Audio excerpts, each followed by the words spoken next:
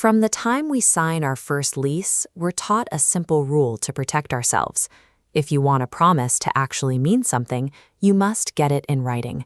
A signature acts as a universally recognized boundary, separating a binding legal commitment from a casual verbal understanding. Global diplomacy operates on this same principle. On the world stage, the stakes involve the security of nations and the shifting of geopolitical borders. While the rule seems flawless, a comparative look at history reveals that the actual weight of a promise is decided by something other than the ink on the page. Consider the modern tension between Russia and NATO, specifically the dispute over the alliance's expansion toward the Russian border. Russia's grievance rests on a specific moment at the end of the Cold War. In 1990, Soviet leadership was given an assurance that NATO jurisdiction would not move 1 inch eastward. This assurance was presented multiple times to Mikhail Gorbachev during negotiations over German reunification. It was delivered by the U.S. Secretary of State, James Baker, setting a clear expectation of Western policy for the coming decades. But decades later, the West relies on a perfectly technical defense. Because the 1 inch line was a verbal assurance and never officially signed into a treaty, it is dismissed as a non-binding hypothetical. In this instance, the lack of a signature successfully invalidated the promise. The get it in writing rule appeared to work exactly as intended. To see if that rule is applied consistently, we have to look at the opposite scenario, a moment where an agreement was meticulously written, formally signed, and technically flawless.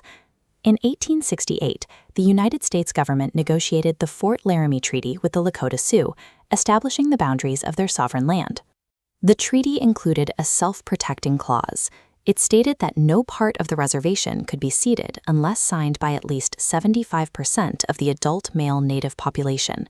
Despite this, in 1877, the U.S. Congress seized the Black Hills using a newly drafted agreement that ignored the original supermajority requirement.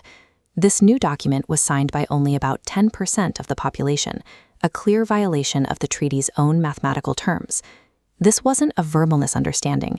This was a brazen dismissal of a signed contract with sovereign leaders like Sitting Bull.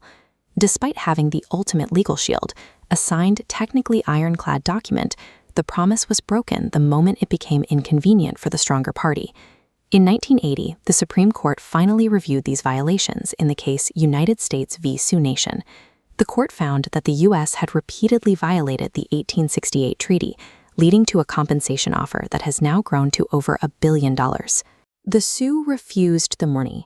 They maintain that the land was never for sale and that the signatures the government relied on were a legal fiction. There was a massive conceptual gap. The U.S. legal system viewed land as a transferable commodity, a concept that didn't exist in the Lakota worldview. These marks were extracted through interpreters from a people who couldn't meaningfully consent to the government's legal categories. The government manufactured the appearance of consent to create a mask of legality. It proves that a signature is meaningless if the underlying power dynamic is completely asymmetrical. When we place these cases side by side, a paradox emerges. Russia relied on an unsigned promise and was ignored. The Lakota relied on a signed treaty and were also ignored. The get it in writing rule is not a shield for the weak. It is a tool used selectively by the strong to validate their actions or dismiss their rivals. This pattern of manipulation repeats whenever a superpower finds a legal framework standing in the way of its interests. When treaties cannot be extracted, superpowers often bypass legal structures entirely. In 1953, the US and UK ignored Iranian sovereignty to overthrow Mohammad Mossadegh after he nationalized Iran's oil. A year later in Guatemala, the same strategy of manufacturing a favorable government protected corporate interests under the guise of regional security. Whether they are citing the absence of a signature or manufacturing the appearance of consent through a coup, the application of international law is determined by who has the power to enforce it. The factor that decides which promises count is never the ink on the page. Instead, it is always the party who holds the leverage at the exact moment a promise becomes inconvenient. Consent recorded under extreme asymmetry is not a real agreement. It is simply power wearing the costume of a contract. The next time a geopolitical conflict erupts over a broken treaty or an ignored red line, stop asking what was signed. Start asking who holds the leverage.